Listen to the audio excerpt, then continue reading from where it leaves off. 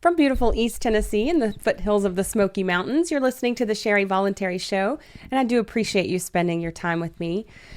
Today, I have with me once again one of my BFFs and my producer extraordinaire, Daniel Blanchett. Hello, hello. And for you, those of you not familiar with Daniel, he's like been a libertarian for about 700 years, and Only 7. only 70 years. And, he's always very on point with his commentary. So we appreciate you spending your time with us. Today, we wanted to talk a little bit about Hong Kong and all that's going on there. We haven't really touched on it too much. And also a little bit about the red flag laws and what happened in Mount Carmel, New York, 2 days ago. It wasn't that long ago. So I guess we'll start off with Hong Kong and some of the stuff that was going on there and all the police tactics. There's just all kinds of crazy things. There's the rash of suicides. Right. Where the kids now feel like the need to, if they're going out, they publicly say, if something happens to me, I am not going to commit suicide. Yeah. Writing notes to their families, like if I die. That was quite moving for me. And just to see like these kids, they're not kids, these young people, so many of them are like close to my own son's age. And, that really, it solidifies in me like my pride for them. Like I'm really proud of them for standing up to China. Yeah, my Chinese peers, so the kids my age, they're the 17, 18, 19-year-olds. Not my peers. Mine. Okay. I don't get what you're saying, Daniel. I'm saying I'm a college kid. Yeah. Okay. Anyways, I really am proud of them, and I'm amazed because I know my almost 17-year-old as anarchist as he is. I don't know that that's what he'd be doing at that age. So it takes a lot of guts to go out and stand against a regime. Like we're talking about a very authoritarian regime, the Chinese, and be willing to lose your life for it. We used to do that in this country. Some people had that kind of mentality, the fuck the police kind of mentality. But yeah, the last time it really happened was the Battle of Athens, though. Yeah, pretty much. But, yeehaw to our fellow Tennesseans. Yeah, that's a pretty awesome lesson in dissent as well. I'm sure there are others that maybe we don't know about, but, it's just the fact that these guys are doing that. And that's something that we often go, when is this going to happen here? And it's a scary thing, and it kind of has to take run its course. No, for sure. Yeah, but what I really wanted to point out was some of the tactics that the police were using there, like gouging people's eyes out. Well, that one was Chile or somewhere else. Oh, that was okay. Yeah. So there are lots of stories right now about people rebelling against the government. Really, it seems like everywhere except our own. But that's sort of what we were going to get to as well. But we'll get to that in a minute. But the police tactics are the same everywhere. It's just that they're a little more egregious there. But everybody goes, you got to back the police. But the police, even here, if they can get away with it, they do it. Right. If they gouge your eyes out, they'll, there was a video I saw the other day of a man who was minding his own business, sitting in his truck, and the cop pulled up, so he got out, and the cop. He's just a 17-year-old kid in a nice truck, nice neighborhood. And the cop walks up and pepper sprays him while he's calling for his mom. Right. Or Kelly, the name escapes me, the homeless man that was beaten to death by 2 police officers while he cried for his father.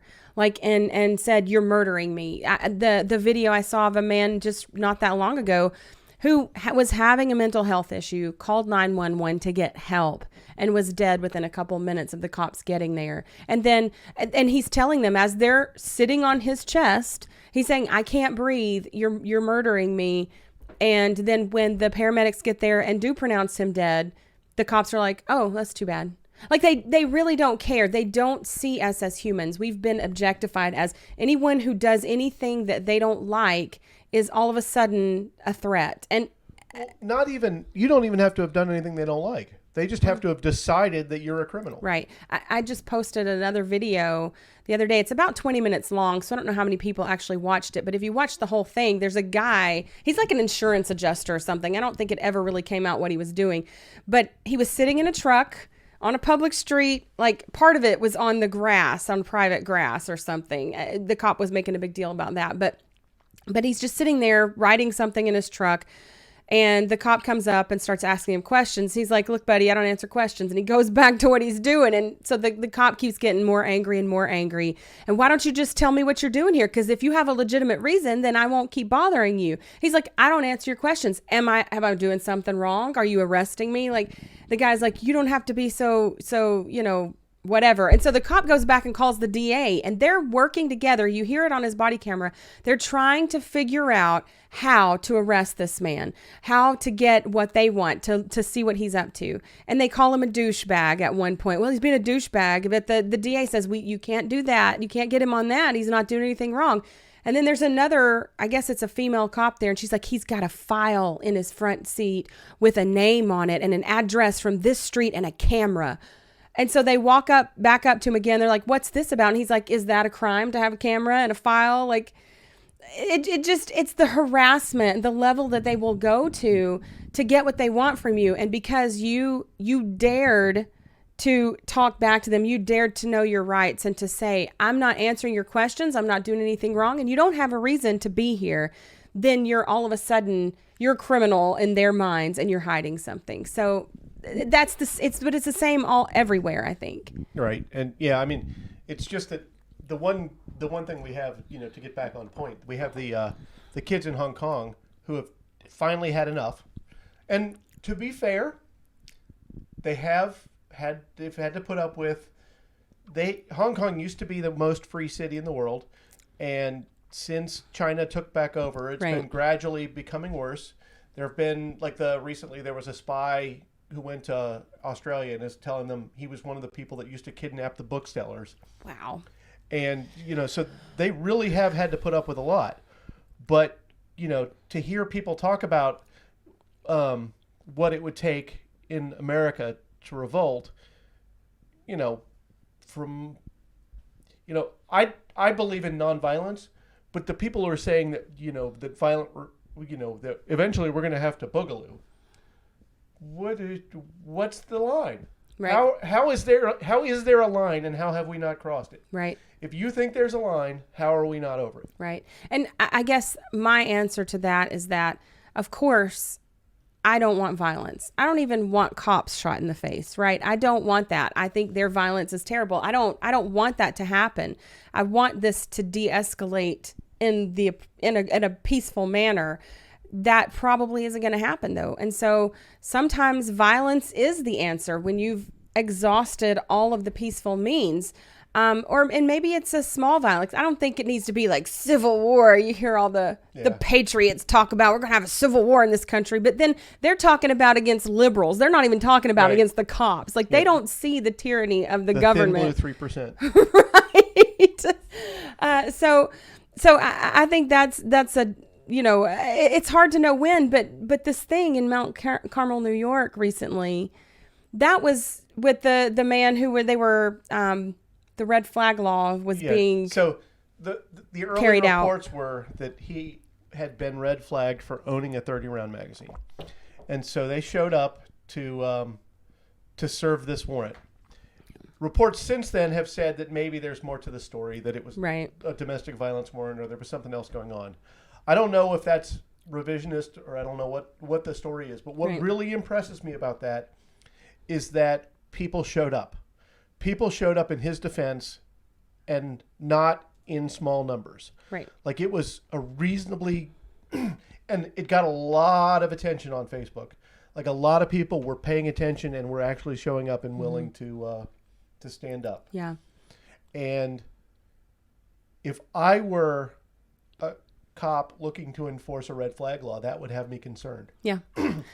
as it should. I mean, Yeah. And the sad thing is that it doesn't concern them that they are operating and doing these red flag law confiscations without due process. Like, that's the sad part, is that doesn't stop the police. And we know why. Like, we talk about this a lot, that mindset is that kind of power is corrupting, and that when the state gives you the authority of a badge and a shiny uniform, and you're told you're a hero constantly, then you expect people to bow and scrape. And when people don't bow and scrape in the way that you feel they should be, and they don't use the language that you feel they should, then they're enemy number one. Right. But so I think that's a great point, is that this started happening, and people, I was watching it live on my friends, David and Mary Wilimowski, their Liberty Late Night. I think they were one of the few people that didn't get shut down on Facebook right away. And there were like 1,000 or 2,000 people, I can't remember, on their live stream watching this between YouTube and Facebook. So that's a drop in the bucket, I know, of the population of 326 million people in the country.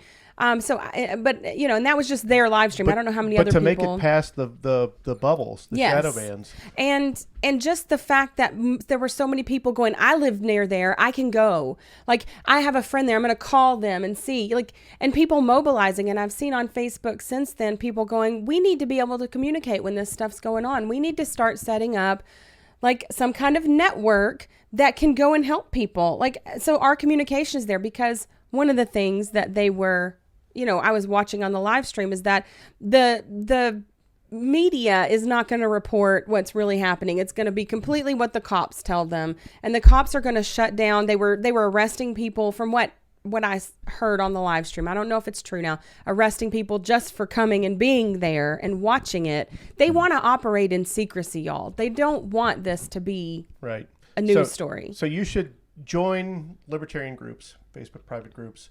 Get on the new Wiki social thing, WT Social, I think it's called. But it's the guy that created Wikipedia has created a new social media Really? site. I didn't know that. Yeah, I'll send you a link. Okay. Actually, I'll post a link to the comments. when Yeah, we're done. great. But it's they're committed to not being sponsored, to not being commercial paid for. Cool. So they want people to subscribe, but you don't have to. It took me an extra week to get in because I didn't pay the subscription. But if you get somebody to, if you know, all it takes is you get one person to follow you, to join via your link, and then it gets you in. Cool.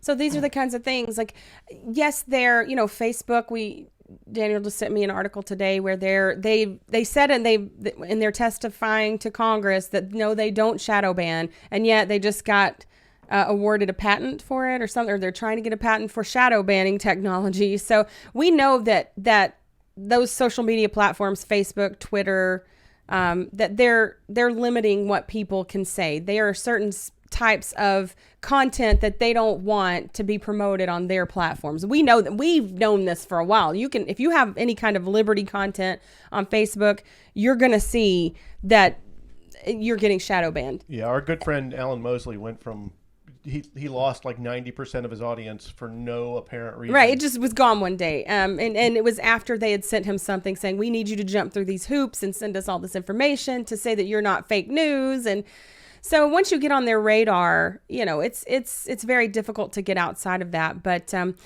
that's why, you know, it's a double-edged sword, though. We know that the platforms and the social media are going to suppress that kind of, you know, dissenting opinions. But it's a genie that's out of the bottle. Social media, the internet, that's the beautiful thing about it, is even China can't control. The Great Firewall of China cannot keep freedom content out. They can't keep everything that they want to keep held in. People get around that. So technology is a beautiful thing, and we should use it to our advantage. No, absolutely. And so Kelly points out that there's a controversy. I'm a ham radio operator, and she's talking about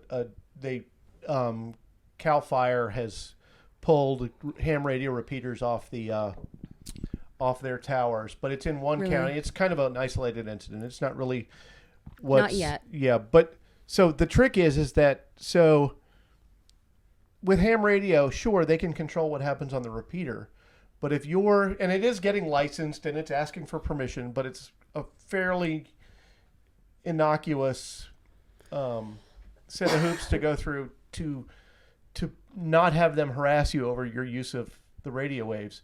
And then if it ever comes down to it, you can do, you have the radio, you have the technology, you have the abilities. There's nothing to stop you once that's happened. But you also don't have to use a repeater. You can go radio to radio. It's the nice thing about radio waves is anybody that can receive them can talk over them. Right. Like if you can hear it, you can talk back. The government may license them, but they can't control radio Right. waves. Right. That's a science. It's just out there. The waves are there. Right. And so, like you can buy a Baofeng radio from China for $30, for $40. And it'll let you talk to anybody within a 10-mile range, whether there's That's cool. a repeater or not. Yeah. And I and think, I'm sorry, this is important though. What she's bringing up is that, we saw the same sort of thing. Like when you see one small isolated incidence of something like that happening, you should speak up about it and it should concern you. I think a lot of people, our tendency often is to go, well, it's just a small thing. It doesn't really matter. But that's how the state gains power and incrementally grows. And we saw it with like Alex Jones when he was deplatformed. Look, Alex Jones, there's a lot of, controversy surrounding him, good, bad, or indifferent, whatever you feel about him. A lot of people just didn't care that he got platformed because they think he's crazy. But that's the problem. After he got deplatformed, they start coming after other people. We need to stand up for all kinds of dissenting opinion. And a lot of the stories that he told at least seem to have had the basis of truth. Right? Even the gay frog story, right? Well, but not just that, but even the Pizzagate thing. Right. Like, yeah. That whether was or not for years the pizza sounded crazy. parlor was really the pedophile thing. Yeah. There is obviously a problem among the Right. rich and famous and wealthy with pedophilia. Yeah. Like, sure, the Pizzagate story sounded crazy. You call up and order a pizza and they send you a 14-year-old. But how crazy is it now? Right. How out of the After question Epstein, is that? it? Yeah. I know the first time I heard about the Epstein, the island thing, I thought this smacks of just conspiracy. And there's a lot of crazy stuff surrounding that, but you have to sort out And props to Cornette for being on that story. I know. Yeah. Justy. Years ago. Yeah. He was all over it. But that's the thing is that we're not too stupid to sort out the information if we don't make stupid leaps. Like I hear people sometimes go, well, this word sounds like this word, so they're connected. They're not. Like etymologically, they're not connected. You're making jumps in logic because of the way words sound. Like that's a bad practice. But that doesn't mean you should shut people down. The thing is that people should be smart enough not to listen to that and go, okay, you can't make that jump in logic. Even if what you're saying is true, that's not the logical way to go. So we have to sort of police ourselves in that, in how we be more discriminating in the information that we take in and go, okay, does this part of it make sense? Maybe not all of it's junk, but this is what I can see is not making sense. But what the power elite do is they go, the plebs are too stupid and they need us to control them. They need us to tell them what to do and they need us to keep them safe and not hurt themselves. And we want to keep the tax farm going. So we'll monitor and it's like the tactic I had when I was in high school. I would tell my mom, hey, Mom, my friend and I are going to go out and get drunk and pass out somewhere, and then we'll be home in a couple days. And she would laugh. And she would laugh. I bet. And, we were telling the truth. If you tell the truth in a way that makes it sound unbelievable, then people stop believing it. And so they stop looking. And so I think that's why they probably leaked extreme versions of the story to people like Alex Jones to make him look crazy and to get people to dismiss any instance of that story. Mm-hmm. Because the more crazy you make them sound, the less, that's just another rich pedophilia story. That's just conspiracy bullshit. Nobody believes this. Yeah. And it's the same thing with sort of like the Clintons and all the murdering and stuff. Like, it sounded crazy at first, but then the more time goes by and you see stuff. Anyways, it's just, that's the point, is that don't take the small slights to people's freedom and rights Like, we should be extra sensitive about our rights. That's Right. the thing. We should be extra sensitive when people are doing things like taking off the repeaters or whatever in order to, when the purpose is to silence dissenting opinions. Like, we need to be sensitive to that, and we need to have a show of force when it's small and not when it's out of control. So a lot of the things that have happened in this country that have gotten us to the point we're at have been because people weren't sensitive enough and got manipulated by for the children, and it's for old people and all that, instead of going, no, I'm sorry, people are going to suffer. Let's figure something else out, because this is never okay. Violating people's rights is never okay. That can't be the solution. Yep. But we've let that go. So we've got this case in New York. The guy is, he called in, or somebody called in the libertarians over the red flag laws. And so we've got these, and now it comes out it's over domestic violence or whatever. And so they're going to try and say, see, you don't need to be worried about red flag laws. This was a legitimate thing.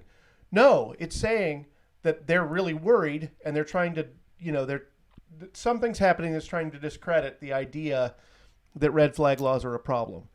So we need to keep responding every time they come up and not treating them like they're nothing. Right. Show up. Don't show up shooting. Right. But show up. Just watch. Just show up and let them know you're watching them. Grab your iPhone and go live stream it. They're not going to arrest 50 people showing up, or 20. Like, they might try, and even and if they probably do, won't murder the dude on camera. Right. They don't want to do that in front of you. That's why body cameras all of a sudden don't function between 15 police officers at a scene when the person at the moment they're killed, but then afterwards they're all okay. Like, they don't want to act in public, because the more you see, the more you start to wake up. And that's, I think, what we're seeing a lot of, is that the police are our best allies when it comes to pointing out police abuse.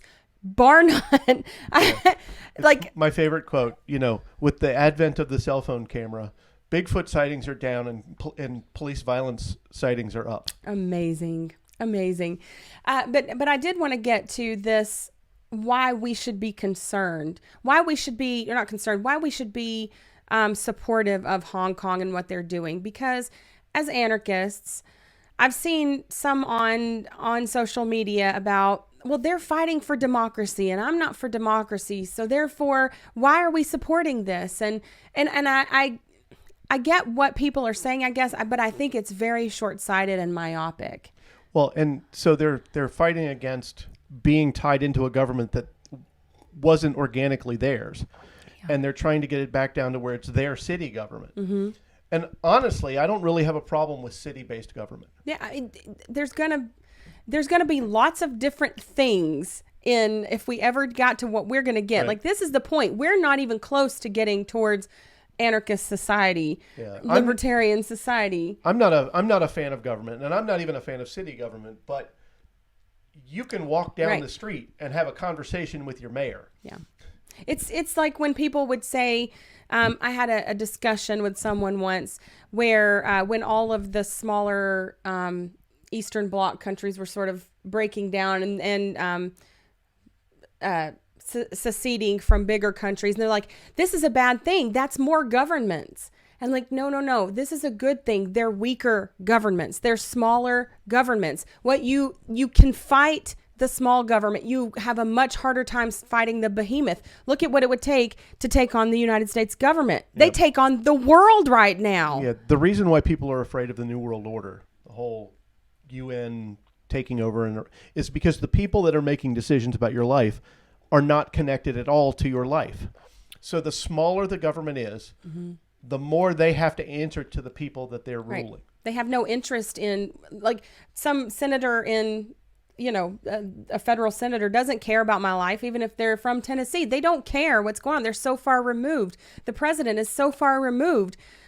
So if you have someone that you can go look in the eye, they're a lot less likely to just want to outright violate you and say, who cares? Because they don't have the kind of force behind them that the federal government has behind it. Yeah. Although in Tennessee, they try really hard to have the county sheriff tries really hard to be just as corrupt and evil as the federal government. Right. Well, I mean, right now, all of the state police, city police, county, whatever, they all do have the backing of the federal government behind them. They would call them in, surely. And on top of that, people are only worried about federal issues. And so local government can be as corrupt as they want to be because nobody's paying attention. Right. You know, if you're more likely to, if you know more about who's going to be nominated to a Supreme Court judge than you are as to who your county commissioner is, then they've won, because the county commissioner has more control over your life than the Supreme Court justice. Most people don't live their lives in a way that the Supreme Court will ever interfere with it. But your county commissioner sure as hell will. Right.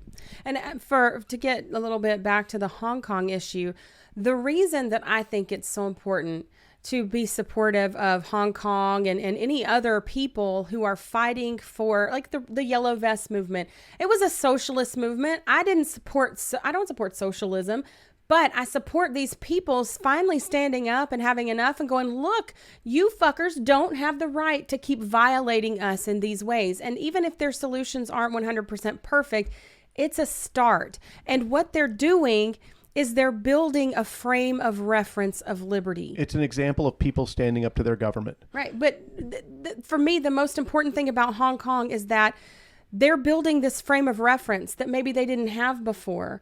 Of like, you'll see them flying American flags. Like, they're taking the things that our founders said that we should maybe adhere to a little more, and they're taking it seriously. And they're building this frame of reference where they're going to go, well, remember when we did this and our lives got better? This is the path that we need to start on. And that makes it easier for folks like us to get in there and talk to them. And that's the biggest thing is, like, I knew someone in college that was from China, and we were talking about children. This is before I had kids. And he said something about this: the child doesn't belong to me. They belong to the state. And he literally said that to me. The indoctrination is so strong within some Chinese people that that's the way they will speak to you. This breaks that down and makes it much easier to cross that bridge. Yeah. I mean, and you know, they even do those tactics here. The CPS can come and take your kids, right? And other people in the community will go, well, that's okay, they must have been doing something wrong. But most people's rhetoric isn't, well, my child belongs to the state. Like, he literally said that. So it was very shocking to me, and he had no frame of freedom reference to even. It was like it's talking to a wall in a way, and you have to really, really chip away at it. So, and some of that might be the fact that the Chinese government was paying for him to go to school, and maybe he was afraid. I think the least indoctrinated people don't get to go to Western college. Yeah, I'm sure. So you know, but it's an important step. It's a really important big step, and it shows that people are yearning to be free. Like, people do want to be free, and so when we can any movement that supports people being more in charge of their own lives, I want that for them. And even if that system we've already seen that it's failed, they're on the track to starting to see what we have seen. And when I say we, I mean we libertarian anarchists, and that, you know, voting isn't what's going to set them free, but they're learning just like we did. It's a spectrum. And so we're all just trying to push as Justin would say, I can't believe I'm saying it, but push the needle in that direction. Move the envelope. Yeah. Yeah. And so, like, one of the things that really impresses me is like, so recently Beto, Francis O'Rourke, was saying, you know, he tweeted, you know, remember that you're saying that you need an AR-15 to fight the government, and that means killing police and soldiers. Right. Yes. That's who the government representatives are. You know, and then you hear all these, well, you know, people can't fight the government. Tell that to a bunch of 17-year-old kids in Hong Kong who don't have any weapons. Right. They raided their school's Olympic archery program bows and have defended their campus with bows and arrows. Tell that to the Vietnamese who fought the United States and France. Just, it can be done. Tell that to Afghanis. Right. That's where armies go to die, y'all. And so the AK-47, for as maligned as it is, and, you know, oh my God, that's made by factories in China or wherever, it's technology that can be done in every sheet metal shop in the country. Every city's got 10 guys that given a stockpile of metal and some relatively straight pipe, they can make a machine gun. Isn't that what, I think you were the one that told me that was the reason it was developed the way it was. Right, yeah. The Kalashnikov's idea, it's the Volkswagen car of firearms. So it's to enable uprisings. It's to enable insurgencies. I always think of the sand people in Star Wars. Yep. But, guns are a pipe and a nail. And gunpowder, which is technology from the 1800s. Or 1700s, yeah. There's nothing about guns that is modern or hard to do. So when they talk about how you can't fight the government, all you need to fight the government is the will to fight the government. Right. You have to have had enough, and you have to be willing to do the horrible sacrifices it takes. Mm-hmm. And I'm not advocating that. I am a pacifist. I am a nonviolent. I'm not so You're not a pacifist I won't pacifist. defend myself. But I do not believe in the initiation of violence. Right. I don't believe. That's the non-aggression principle, is that legitimate violence is defensive. So that doesn't make us pacifists. That makes us putting violence in its proper place. Right. But my tendency is to try and disarm situations. Absolutely. It's just to move things away from violence. Mm-hmm. I would rather talk my way into it. I would rather take a generation and educate people about freedom. But we have these examples. Mm-hmm. We've got Peru, we've got Venezuela, we've got China. We've got places right now where people are fighting against their government and they're succeeding. Mm-hmm. They may not succeed completely. They probably won't, because it's horrible. Yeah, and it takes time. It takes moving things. None of those countries have half the world's guns in civilian ownership. Yes, that's one of the things we have going for us. And, we've had so many boating accidents in this country that if they did confiscate the guns, all we have to do is go down to the lake and, find some. So I think that's something to remember is, too, that if they've convinced you that there's no fighting them, they've already won. They've already won if they're convinced you. And I'm not saying fighting them entails violence. Fighting them can be as much as getting on social media, as much as people, talk about just being a social media warrior. That's part of changing culture, is having those conversations with people, and shaming them when they're shameful. When they say your president is evil because he tried to use politics and foreign policy together, you can say, but Epstein was a pedophile and all of these powerful people are helping cover that up. But, we are killing people all over the world for no good reason. You can keep the focus away from the petty bullshit, politics. Look at, he's doing what we did, but we caught him. Who cares? Who cares? This president is not worse than the last one. They're all terrible.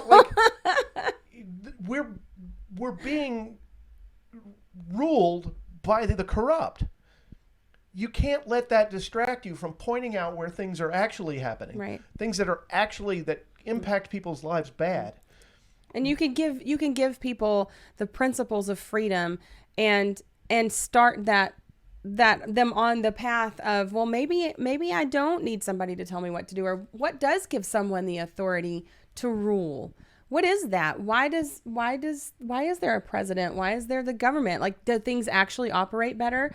We've been voting all these years. Are we actually freer than we were before? I mean, things were so much better under Obama than they are under Trump. When we had $1 trillion deficit just like today. Right. And we were in war in Afghanistan and Iraq. And there was a great infographic that came out recently that showed that it's the 10-year, the 10-year photo thing that everybody's been doing. And it was a picture of Trump and a picture of Obama, and all of the stats about the government were exactly the same. Or 10 years ago under, whoever, and 10 years now, and the hood and then and the hood now. It's the same. The same people are still marginalized.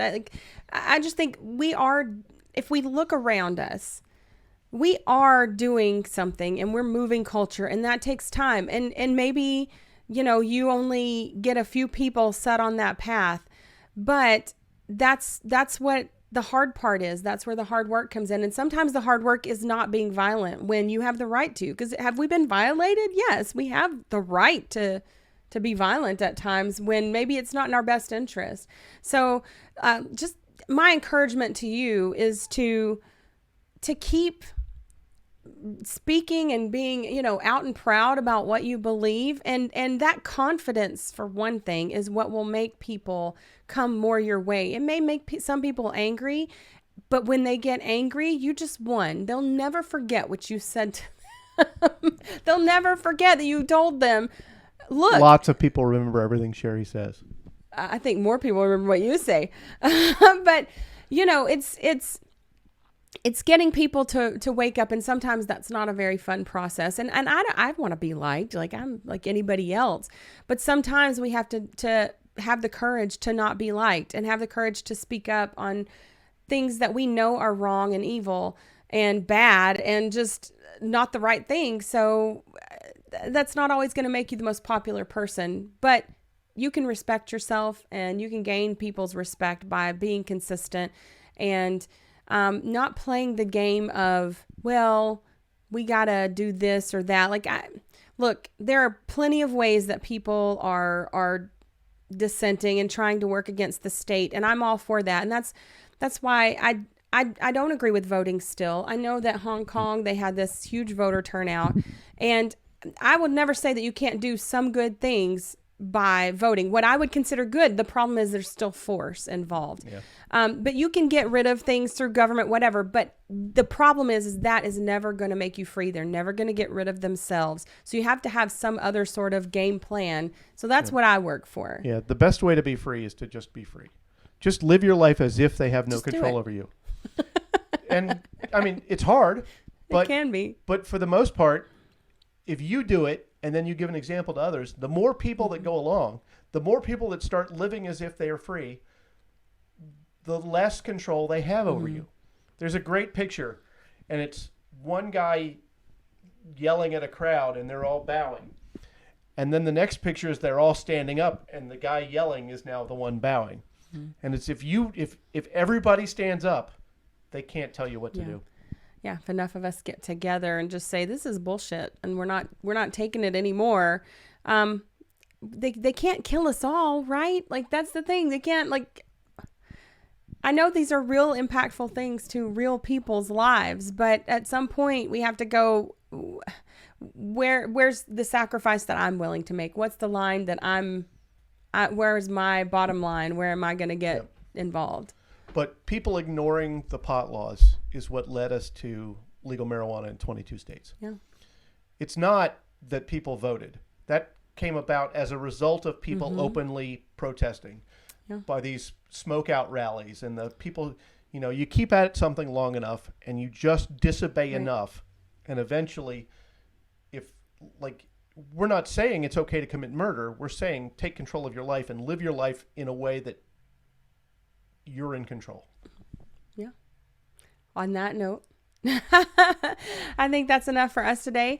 You guys take care of yourselves, build community, educate yourself. And since I think this is coming out Thursday, happy Thanksgiving. Yeah, happy Thanksgiving. And y'all are invited to Sherry's house on Friday for Friendsgiving. Yeah. If you know where it is. Yeah, if you know where it is, you can come. But yeah, happy Thanksgiving. And I'm certainly thankful for all of you who listen to me. And if you would like to support the show, you can go to patreon.com/Sherry Voluntary. And your support would be so much appreciated. We put a lot of effort into this, and it may not seem like it, but we've been putting less effort in because honestly, we're not getting the kind of support that we need to make it feasible financially for us to put more work into it. So if you like it and you want to see more, let us know what you want us to talk about, though. Yeah, that too. We love having some input. Write your show ideas on the memo line of checks sent to. All right. Well, until next time, guys. Peace.